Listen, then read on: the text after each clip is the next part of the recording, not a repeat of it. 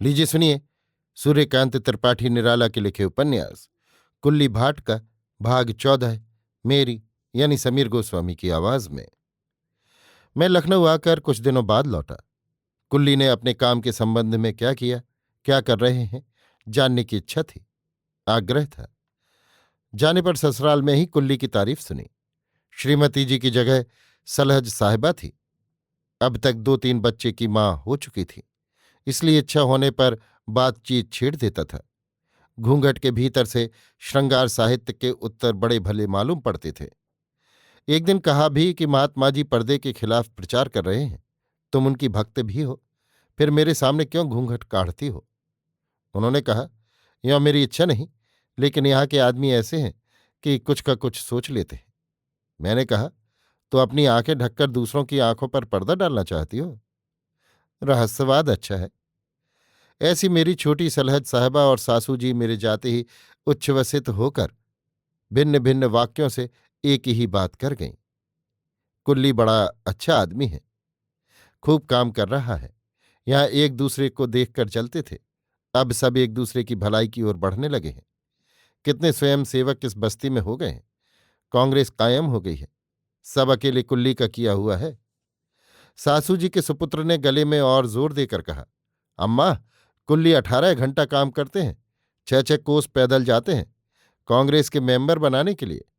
बस्ती में और बाहर सब जगह इतनी इज्जत है कि लोग देखकर खड़े हो जाते हैं। सासू जी ने कहा, भैया आदमी नहीं देवता है कुल्ली। सलज साहबा ने कहा, मैं तो उन्हें अवतार मानती हूं। बिंदा खटिक की दुल्हन मर रही थी, गांव में इतने आदमी थे, कोई नहीं खड़ा हुआ। नंबरदार ने अपने हाथों उसकी सेवा की। मैंने कहा, जरा उनसे मिलना था। मन में उधम मचा हुआ था कि महात्मा जी को कुल्ली ने लिखा होगा, देखूं क्या जवाब आया। साले साहब ने कहा, मैं चला जाऊंगा, कहकर बड़ी तेजी से अपना डंडा उठाया। एक दफा अपनी बीवी को, फिर मुझे, फिर विश्वास की दृष्टि से अपनी अम्मा को देखकर चले। मैंने बाहर के बैठके का रास्ता लिया। इस समय कुछ प्रसिद्ध हो जाने के कारण बस्ती के स्कूल कॉलेज के पढ़ने वाले लड़के भी आते थे, उन्हें भी समय देना पड़ता था। प्रायः सबका पहला प्रश्न छायावाद क्या है रहा। मैं उत्तर देता देता अभ्यस्त हो गया था। समझाने में देर न होती थी, यद्यपि लड़कों की समझ में कुछ न आता था। बाद को आश्वासन देता था कि बाद को समझिएगा। इन्हीं दिनों श्रीमान बाबू इकबाल वर्मा साहब से हर से वहां मुलाकात हुई। अपनी सज्जनता और शुद्ध साहित्यिकता के कारण वो स्वयं पहले मुझसे मिलने आए थे, ये मालूम कर कि मैं वहां हूं। मुझे ये जानकर बड़ी खुशी हुई कि सेहर साहब की और मेरी एक ही बस्ती में ससुराल है।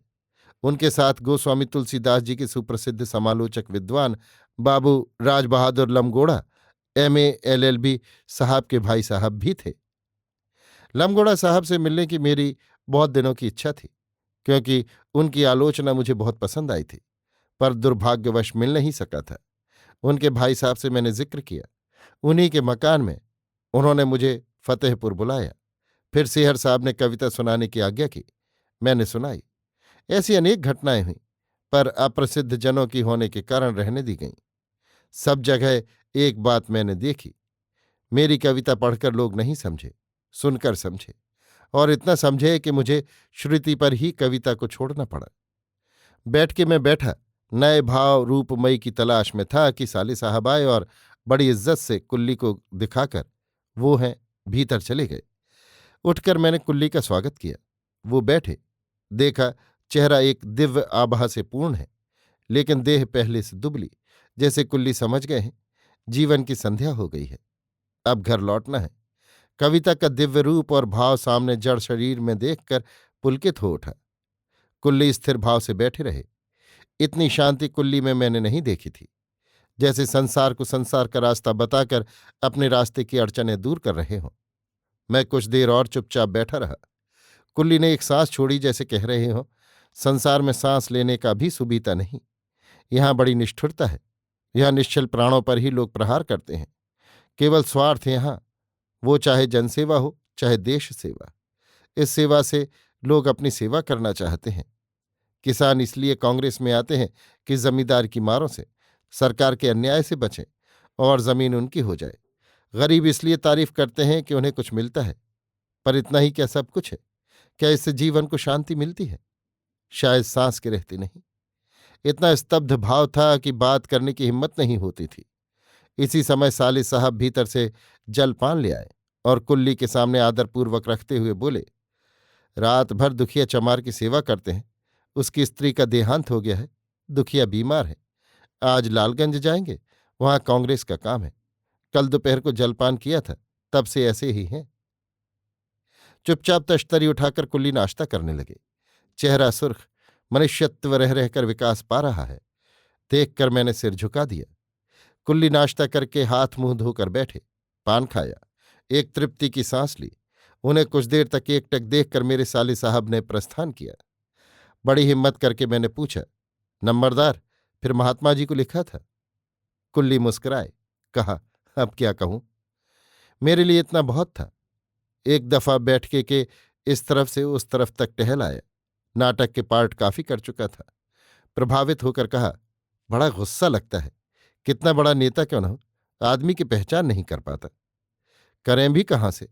10-5 जगह कार्यकर्ताओं ने धोखा दिया था कि समझ बैठे सब धोखेबाज हैं। कहकर कुल्ली को देखा, प्रभाव पड़ रहा था। कहा, मैं तो इसीलिए राजनीति में भाग नहीं लेता। मैं जानता हूं मुझे प्रोविंशियल कांग्रेस कमेटी का भी प्रेसिडेंट न बनाएंगे, और कहने से भी बाज न आएंगे कि सिपाही का धर्म सरदार बनना नहीं है। लेकिन सरदार सरदार ही रहेंगे। सैकड़ों पेंच कसते हुए ऊपर न चढ़ने देंगे। कुल्ली जगे, ध्वनि में प्रतिध्वनि होती ही है। कहकर मैं बैठ गया। पूछा, क्या जवाब दिया महात्मा जी ने? कुछ नहीं, कुल्ली ने शुरू किया। मैंने 17 चिट्ठियां, 17 या 27 कहा याद नहीं, महात्मा जी को लिखी, लेकिन उनका मौन भंग न हुआ। किसी एक चिट्ठी का जवाब महादेव देसाई ने दिया था। बस एक सतर। इलाहाबाद में प्रधान ऑफिस है, प्रांतीय, लिखिए। आपने फटकारा नहीं? मैंने उग्र सहानुभूति से कहा। कुल्ली खांस कर बोले, आप क्या समझते हैं? मैंने लिखा, महात्मा जी, आप मुझसे 1000 गुना ज्यादा पढ़े हो सकते हैं। तमाम दुनिया में आपका डंका पिटता है, लेकिन हर एक की परिस्थिति को आप हरगिज नहीं समझ सकते। अगर समझते तो मौन न रहते। जब मौन है तब आप भगवान हरगिज नहीं हो सकते। भगवान अंतर्यामी होते हैं, आप अंतर्यामी नहीं हैं। ये मुझे पूरा पूरा विश्वास हो गया है। आपको बनियों ने भगवान बनाया है, क्योंकि ब्राह्मणों और ठाकरों में भगवान हुए हैं, बनियों में नहीं। जिस तरह बनियों ने आपको भगवान बनाया है, उसी तरह आप बनिया भगवान हैं। मैंने कहा, अरे कुछ काम की बात भी लिखी। काम की बात तो 17 बार लिख चुका था। तो ये 18वां पत्र है, 28वां? मुझे याद नहीं, आप आइएगा तो आपको नकल दिखाऊंगा। मैंने कहा, बीच बीच में दोहा चौपाई शेर भी लिखे थे, इसमें प्रभाव पड़ता है। उस वक्त कुछ याद नहीं आया, जो समझ में आया लिखा। ये तो जानता ही हूं कि मूर्ख हूं, बड़ी बड़ाई मूर्ख कर लेंगे, लेकिन भगवान तो मूर्ख और पंडित नहीं मानते।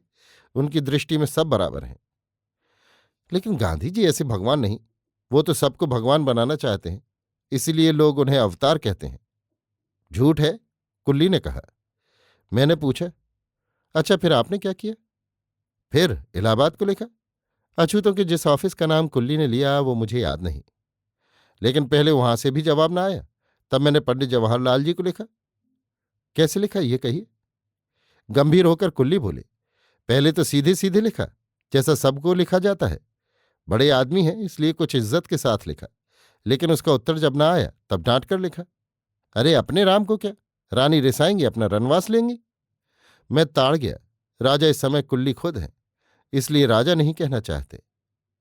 कहा, इस साल जवाहरलाल जी राष्ट्रपति हैं, राजा कहना चाहिए था। वो राजा रानी एक है, कुल्ली ने कहा। दूसरे पत्र का जवाब तो उन्होंने नहीं दिया, लेकिन पत्र को अछूतों के कार्यालय में भिजवा दिया। वहां से जवाब आया कि मदद की जाएगी। रायबरेली में जिला वाली ऑफिस से रुपए लीजिएगा, यहां से भेज दिए जाएंगे। मैंने पूछा, फिर आपको रुपए मिले? हाँ, एक बार बस, कहकर कुल्ली ने बाहर की तरफ देखा। कहा, बड़ों की बात बड़े पहचाने, ज्यादा कहना उचित नहीं। अपने सिर दोष लेना सीख रहा हूं। इतना है कि तबीयत नहीं भरी, जिस तरह 4 पैसे के भोजन से, सीधे व्यवहार से भरती है। मुझे लालगंज जाना है, वहां से उधर देहात घूमूंगा। कांग्रेस के मेंबर बना रहा हूं, फुर्सत कम रहती है। पाठशाला आपकी भाभी चलाती हैं, एक दिन जाइएगा। मैं कई रोज के लिए जा रहा हूं, बहुत दुर्बल भी हूं। भगवान के भरोसे अब नाव छोड़ दी है। कोई खेने वाला नहीं देख पड़ा। अच्छा, कुछ ख्याल न कीजिएगा। नमस्कार। कुल्ली चले गए। अब ये वो कुल्ली नहीं है। प्रायः 55-56 की उम्र, लेकिन कितनी तेजी। कोई उपाय नहीं मिला। किसी ने हाथ नहीं पकड़ा। कुछ भी सहारा नहीं रहा। तब दूसरी दुनिया की तरफ मुंह फेरा है। कितना सुंदर है इस समय सब कुछ कुल्ली का। मैं देखता और सोचता रहा। अभी आप सुन रहे थे सूर्यकांत त्रिपाठी निराला के लिखे उपन्यास कुल्ली भाट का भाग 14, मेरी यानी समीर गोस्वामी की आवाज में।